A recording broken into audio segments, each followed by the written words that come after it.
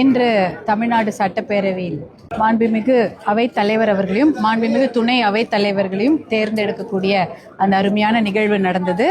இந்த நிகழ்வில் எல்லாரும் பங்கேற்று அவர்களை இருவரும் ஒருமனதாக தேர்ந்தெடுக்கப்பட்டு வாழ்த்துரை வழங்கினார்கள். பாட்டாளி மக்கள் கட்சி சார்பாக நாங்கள் அனைவரும் அவருக்கு எங்களுடைய வாழ்த்துக்களை தெரிவித்துக் கொண்டோம்.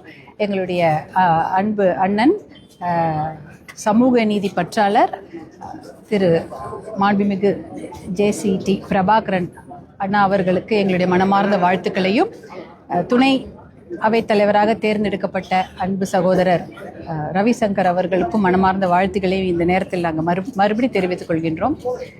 அதே போல இன்று சட்டமன்றத்தில் நேற்று இரவு 717 மதுக்கடைகளை முதல் கட்டமாக மூடப்படுவதாக அரசாணை வெளியிடப்பட்டிருந்தது. அதை பாட்டாளி மக்கள் கட்சி சார்பாக நாங்கள் வரவேற்கின்றோம். பாட்டாளி மக்கள் கட்சியின் கொள்கையே மது ஒழிப்பு தான், பூரண மது விலக்கு. அது கண்டிப்பாக அமுல்படுத்தப்பட வேண்டும், படிப்படியாகவாவது அதை அமுல்படுத்த வேண்டும் என்பதுதான் எங்களுடைய கோரிக்கை.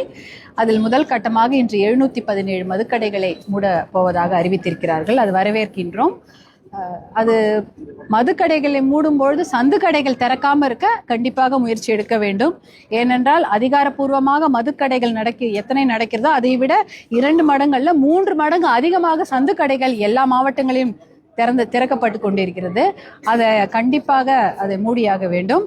கடந்த ஆட்சி காலத்தில் படிப்படியாக மதுக்கடைகள் மூடப்படும் என்று கூறியிருந்தார்கள். ஆனால் அவ்வாறு அது செய்யப்படவில்லை. இந்த அறிவிப்பும் வெறும் அறிவிப்பாக இல்லாமல் கண்டிப்பாக அந்த கடைகள் மூடப்பட்டு சந்து கடைகள் திறக்காமல் அதையும் நாம் கண்காணிக்க வேண்டும். பாட்டாளி மக்கள் கட்சி கடந்த காலங்களில் மது ஒழிப்புக்காக மிகப்பெரிய சட்ட போராட்டங்களை நடத்தி உச்சநீதிமன்றம் வரை சென்று நெடுஞ்சாலை, அதாவது நேஷனல் ஹைவேஸ், அதில் இருக்கக்கூடிய 90,000 மதுக்கடைகளை சட்ட போராட்டத்தின் மூலம் மூடிய கட்சி பாட்டாளி மக்கள் கட்சி. அது உங்க எல்லாருக்கும் தெரியும். ஏன்னா தேசிய நெடுஞ்சாலைகளில் உள்ள மதுக்கடைகளால் சாலை விபத்துகள் அதிகமாக நடந்து நிறைய குடும்பங்கள் நடுத்தெருவில் நிற்கப்பட்டார்கள். நிறைய இளம் விதவைகளும் குடும்ப தலைவர் இல்லாமல் கஷ்டப்பட்டாங்க. அந்த நிலைமை வரக்கூடாது, சாலை விபத்துகளை தடுக்கப்பட வேண்டும். தமிழ்நாடு அதிகமான சாலை விபத்துகள், குடியால் ஏற்படும் சாலை விபத்துகளுக்கு முதலிடம் தமிழ்நாடு. அதிகமான இளம் விதவைகள் இருக்கும் மாநிலமும் தமிழ்நாடு என்ற அவப்பெயரை போக்க வேண்டும் என்பதற்காகவே உச்சநீதிமன்றம் வரை சென்று தேசிய நெடுஞ்சாலைகளில் உள்ள 90,000 மதுக்கடைகளை மூடிய ஒரே இயக்கம் பாட்டாளி மக்கள் கட்சி.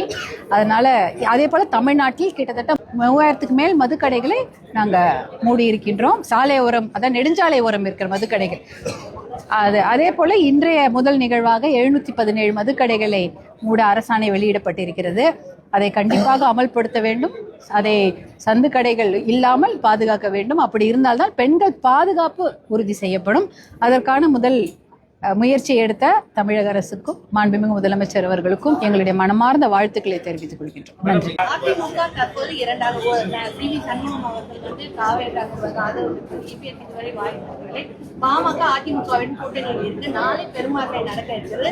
உங்களுடைய பாமக கட்சியின் நிலைப்பாடு? பாட்டாளி மக்கள் கட்சியின் நிலைப்பாடை எங்களுடைய பாட்டாளி மக்கள் கட்சியின் தலைவர் மருத்துவர் அன்புமணி அவர் தெரிவிப்பார். அதன்படி நாங்கள் நடப்போம். நன்றி.